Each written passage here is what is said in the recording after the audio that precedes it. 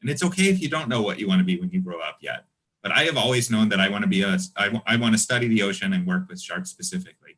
Most kids go through a shark thing or a dinosaur thing, and I actually had both of those. But I really like being a scientist. Right now, like everyone else, I'm just working from home all the time until it becomes safe to go back out. But some days I get to spend out on a boat with some pretty cool people in a beautiful setting and see some sharks and take some biological samples and measurements. And we sometimes put those tracker tags that you see on them so you can see where the shark goes anywhere in the world. Those days are so fun. It's exhausting, but it's really awesome. Lately, my days are just like most people's, where I'm mostly just checking email. But I really like being a scientist, and working with sharks specifically has been a lot of fun. Awesome. It does sound like a lot of fun. And we do have some questions coming through. So we're going to jump into, is a whale shark really a shark? That's a good question. Yes, whale sharks are definitely sharks and not whales. They are called whale because they're big like a whale and they eat kind of like the great whales do. They do what's called filter feeding. Rather than hunting prey, they just open their mouth in a giant cloud of krill or fish eggs and just suck out the good stuff, just like the baleen whales do, the big whales. But they are definitely 100% sharks and not whales. So they would feed in kind of the same way as the humpback whale in Finding Nemo? Yeah. Yep. Excellent. So if you need to see what it's like, you can go and rewatch.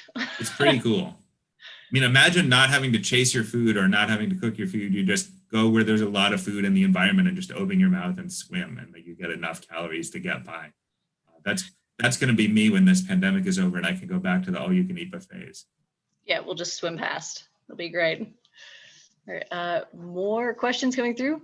Oh, this is an interesting one. Why are most sharks gray? That is a good question, and it's because the water is. The water's blue for the most part, but from a distance at the right light, it's sort of bluish gray. And the reason why most animals are the color they are to either blend into their environment so that prey can't see them sneaking up or predators can't find them, or to stand out from that as much as possible so predators know, hey, there's something wrong here. This is a warning color. I should stay away from this, or sometimes to attract mates. That's why a lot of birds have bright, colorful plumage. But a lot of sharks are that color because it makes them harder to see in the water. I guess that would be helpful as they try to swim up and capture prey. Yep. And a side note on that, the great white shark, which is what's on my shirt here, and one of the more famous shark species, they're sort of gray on the top. And what's on your hat, Sarah? Yeah. There's sort of gray on the grayish bluish on the top and white on the bottom. That's called counter shading. And basically what that means is if you're under them looking up, they're white, and that's the same color as the sunlight coming down from above. But if you're above them looking down, they're dark, which is the same color as the seafloor. So it makes them harder to see. Excellent. Very good adaptations there. Okay. Let's see. I mean, you're talking about all the things you enjoyed about being a shark scientist. Someone wants to know if there's a worst part about what you do or about being a scientist in general. Oh, is there a worst part? I mean, without getting too heavy here, it's sad being someone who studies endangered species when you're not able to help them. There are a lot of species of sharks that are in serious conservation trouble and really need human help. And scientists only have so many resources, and managers only have so many resources, and people who work to protect the ocean only have so many resources. And sometimes we have to make hard decisions about who gets the resources. And yeah, that's always tough. But I would say my good days hugely outnumber my bad days. But yeah, there's sometimes sad stuff that happens when you're dealing with endangered species, trying to stop them from extinction. There's also, as some of you know, sharks sometimes bite people, and that's always sad. But I want to stress that that's really, really, really, really rare. Not to minimize anyone's tragedy, but in a typical year, more humans are killed by flower pots falling on their head from above when they walk down the street than are killed by sharks. There's never been a fatal shark bite in Canada, and there are lots of sharks in Canadian waters. More people die in the last few years falling off cliffs while not paying attention, taking a selfie, than are killed by sharks in the whole world. So it's a very, very small risk, but it's sad anytime someone's hurt. for sure. And, what are some things that we could do to help sharks? What are some things you can do to help sharks? Well, the biggest thing that most people can do to help sharks is learn more about them, which is what you're doing now, and specifically understand that sharks are not a threat to people. It's very, very rare for a shark to get bitten. It's good to have sharks in our oceans. They help keep the food chain in balance. Many species of sharks are in trouble. There are lots of endangered and threatened species of sharks, such as those that I work with. And there are things you can do to help. Don't let anyone tell you one person can't make a difference. And the biggest thing that most people can do to help is be careful what seafood you eat. The biggest threat facing sharks is unsustainable seafood, what's called overfishing. Fishermen taking more sharks out of the ocean than can be replaced by the sharks having babies. And sometimes that's on purpose. Sometimes it's what's called bycatch. That's when you're accidentally catching something just because it's near what you're trying to catch.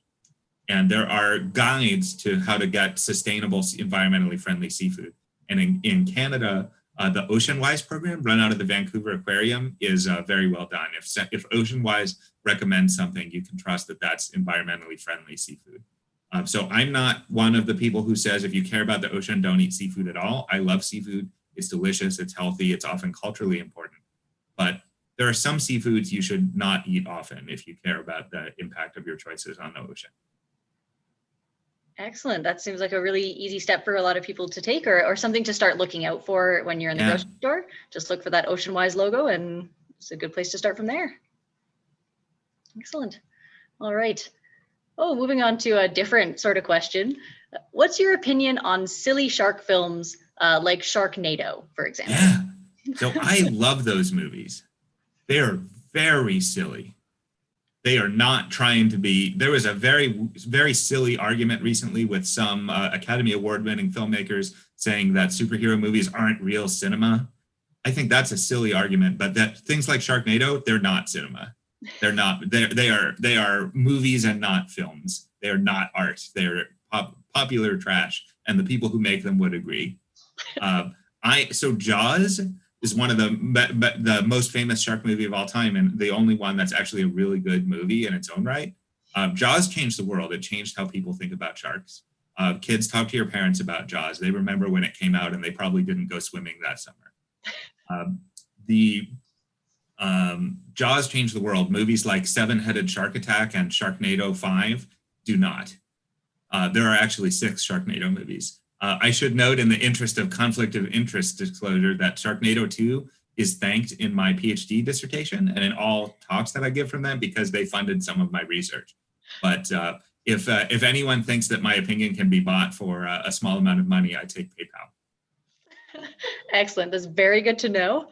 I think we'll look at Sharknado 2 with a little more scientific regard at this point. Yeah, those movies they're not, and you're not going to learn something watching them. But they are fun and they're silly, and at least in the US, they're all on Netflix. Excellent. All right. Moving back slightly to the actual sharks. Why are shark teeth so sharp? How do shark teeth grow? And are they like human teeth when they grow? Lots of sharks' teeth. Yeah. So they're sharp because sharks don't have hands and they can't hold a fork and knife to cut their food into little pieces. So the teeth are all they have to take a bite-sized chunk of their prey, or sometimes to incapacitate or kill their prey so they can eat it. And it's pretty structurally similar in general to most vertebrate teeth.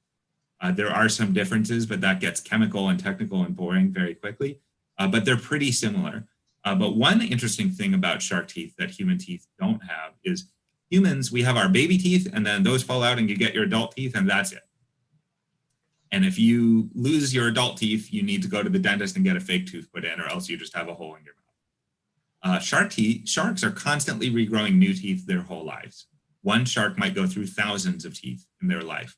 And that's, again, because they don't have hands. They can't hold a fork and a knife to cut their prey into tiny bite-sized chunks. So if they lose their teeth, they can't eat. So that means they're constantly regrowing new teeth their whole lives.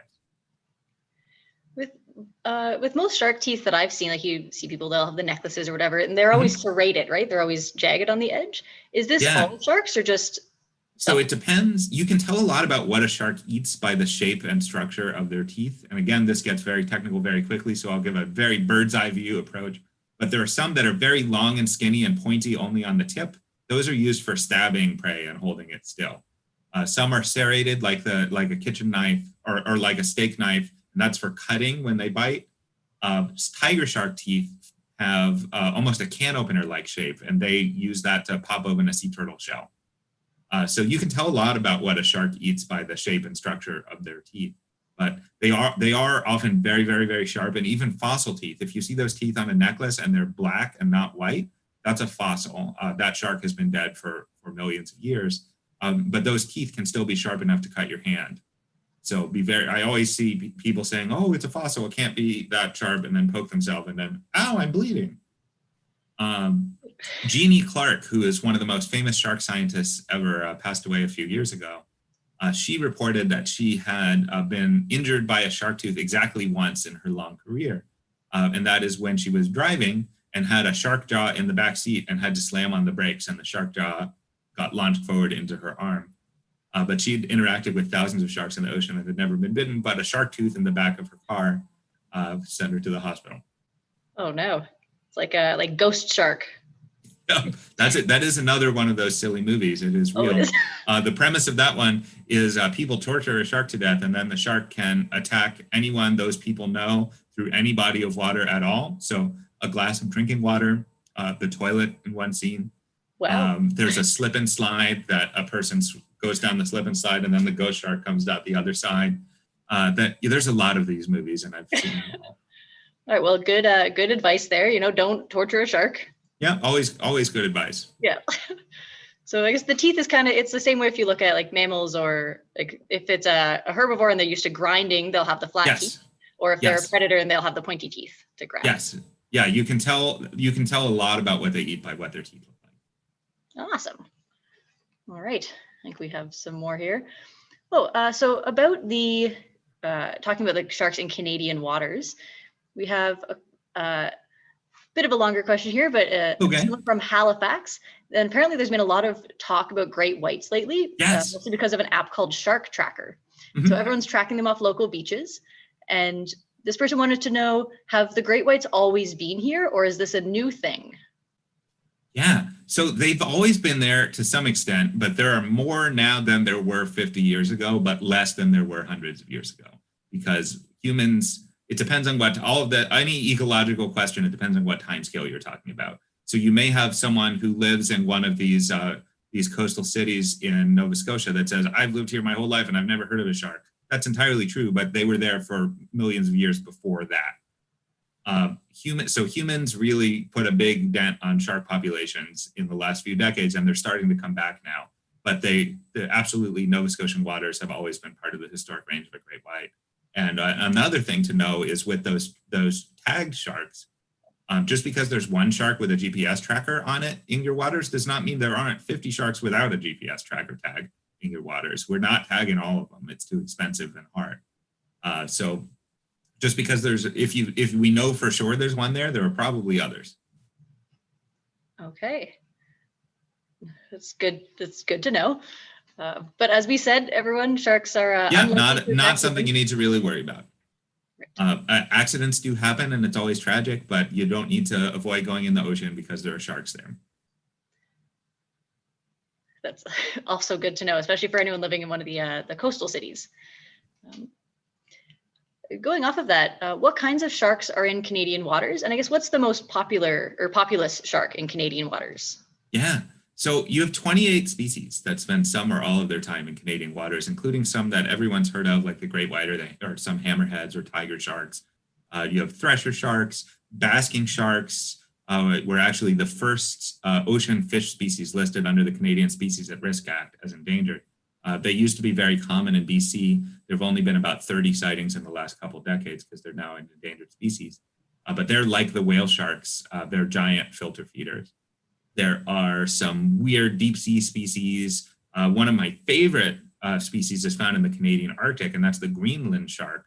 This was mentioned in some of the teaser materials for this talk. Greenland sharks eat polar bears sometimes. The largest land predator in the world, and Greenland sharks eat them. And it might be scavenging, it might be hunting, we don't know, but we found polar bear skulls in Greenland shark stomachs. These are also animals that can live to be over 400 years old. So they're a really cool animal. That is really cool. It's kind of going off of that. I mean, we have sharks that can live up to 400. We were talking about the long timeline of great whites off the East Coast there. Can you talk at all about shark evolution? Like, how did they survive the extinction event at the end of the Cretaceous that wiped out the dinosaurs, and how have they evolved since? Yeah. So there were animals that were recognizable as sharks swimming in the oceans 450 million years ago. So that's not only before there were dinosaurs on land, that's before there were trees on land. So this is a really ancient group of animals, and they used to come in all sorts of crazy shapes and configurations. And one of my favorites is this here. I'll hold this up to the camera. Do you see that crazy jaw? We can. That it has like a rotator, like a buzzsaw lower jaw. Whoa. So that's actually a chimera, a relative of the shark. But they used to have some pretty wild shapes that they don't have anymore. But still, that's an animal that's recognizable as a relative of the shark. So how did they survive all these mass extinction events? A lot of them didn't, but enough did that they were able to, that the group of sharks were able to survive and evolve and adapt. But as far as how they've changed, if it ain't broke, don't fix it. A lot of the features of modern sharks were found in ancient sharks. But when you get into evolutionary theory, things get, again, very mathy, very fast. But anything alive today has been evolving for the exact same amount of time. Some of it has more evolutionary pressure to change than others, and sharks, for the most part, don't. They run into trouble with this because they're very well adapted for ocean conditions that don't really exist anymore. So that's why some species are in trouble. But yeah, in the ancient sharks, you would look at them and you'd be able to say that's basically a shark. That's pretty neat. Yeah, I guess the if it ain't broke, don't fix it sort of model, for just a quick explanation of evolution, if someone doesn't know, is evolution would be how living things change over time, over like a long period. And that's the environment will put different pressures on animals. So like giraffes is a good example. People think giraffes just stretched their neck sometimes, but they didn't. It was one giraffe was born with a little bit of a longer neck, and that helped them reach leaves that were up higher. And then they were able to eat more and then have more offspring, like more babies. And then those babies had longer necks. And eventually all the longer neck ones just did better and had more babies. So that's why we have long necked giraffes. Yep. Excellent. Excellent. We're talking about giraffes. We're talking about trees and sharks. Perfect. Okay. What is the biggest shark in the world? That would be the whale shark that we had mentioned earlier. And it's actually the biggest fish of any kind ever. These animals, when they're adults, they can be the size of a school bus. It's a big fish. I've only seen juveniles, and they're the one I saw was about 18 feet long. And that is, 3 of me, and I'm a large adult. So it's a big fish. Okay. And they're the filter feeders, right? Yes. So you wouldn't have, if you saw one in the water, they're very big, but they eat plankton and krill? Yep. Oh, what's the strangest shark you've studied, or the strangest shark you know about? Yeah, so the strangest shark, I work with what are called small coastal sharks. So in the US, so they're pretty common, and they all have that sort of basic shark structure. Of the ones I've worked with, hammerheads are probably the most unusual, but the strangest sharks that are out there are goblin sharks, I think. There's a lot of weird ones. Goblin sharks are frilled sharks. Frilled sharks, I actually have a model of here. I have a goblin shark model somewhere, but they look almost like a snake. They're very long and skinny, and they swim by oscillating rather than just by their tail. And goblin sharks, it's worth looking up on YouTube when you're done with this. Just look up goblin shark. There's a really cool video, and it's slowed down about 100 times. The goblin shark is able to hyperextend its jaw to grab things that are in front of it. And lots of fish can do it, but the goblin shark can do it farther and faster than any other species. Is it kind of like the alien in Alien? Okay, so there you go. So everyone go look up the goblin sharks. Yes, it is worth a minute of your time to do a YouTube search when this serial science chat is over. Excellent. Going back for a minute, as we talked about sharks and evolving, and there's creatures that are in the shark family that people might not expect. Yeah. So sharks and their relatives include the sharks, the chimeras like that helicoprion or helicoprion, the buzzsaw guy that I showed earlier, as well as skates and rays. And what makes them different from other fish is their skeleton is the biggest difference. So I want everyone watching to hold out your arm in front of your face and pick a point about halfway between your wrist and your elbow and try to bend your arm there. Hopefully you can't bend your arm there. If you can, you should call a doctor. But that's bone. Our skeletons are made of bone. It's very heavy, it's very strong, but it's not especially flexible. Now, crinkle your ears. That's cartilage. Sharks' entire bodies are made out of that, and skates and rays and chimeras. So it's lighter than bone, it's more flexible than bone, and it heals faster. So that's the big difference between those two groups of animals. Very cool. So you'd have sharks are fish, they're just a different group of fish. So sharks are much more related to like a manta ray than they would be to a whale. Yes. Pretty neat. Okay, I think we have a couple more questions here. Wonderful. And we have 5 minutes. So if you do have any more questions, make sure to get them in so we can make sure to ask David here. And if you're watching later, or if I don't get to your question, just find me on Twitter, Facebook, or Instagram at Why Sharks Matter, and I'll be happy to answer questions. Excellent. So what is your favorite shark and why? Yeah, my favorite shark is the sandbar shark. If you've ever been to an aquarium shark tank, you've probably seen one. Follow #BestShark on Twitter and Instagram, and you'll see years of me talking about these. And they're actually my logo now for my company. I'll show you my business card. That's a drawing a friend did of a sandbar shark. They're just a basic model sharky shark. Classics never go out of style. They don't have that crazy tail or crazy body shape. But it's partially because they're common aquarium animals that I love them so much, because that means that for millions of kids just like you around the world, a sandbar shark is the first shark they ever saw in their whole life. And that can inspire a lifelong love of sharks and a lifelong love of the ocean. So I like my sandbar sharks. They are not a common choice for favorite shark, let me tell you. If you follow #BestShark, you'll see years of my colleagues teasing me. And you'll also see the related hashtag yawn shark from people who think sandbars are boring. But I love my sandbar sharks. Good to know, and everyone can go look them up. And then the next time you're at an aquarium, if you see one, you'll know a little bit more about them. Oh, and we have one person in the chat says, "Oh, they are cute." Yes, correct. Wonderful. That's the correct answer.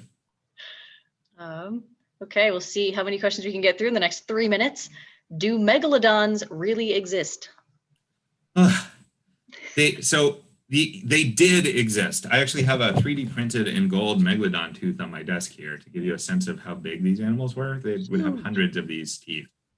So if you're at an aquarium or science museum and you have the big shark jaw, you can stand in and take your picture. That's megalodon. So they did exist. They're definitely super duper extinct now.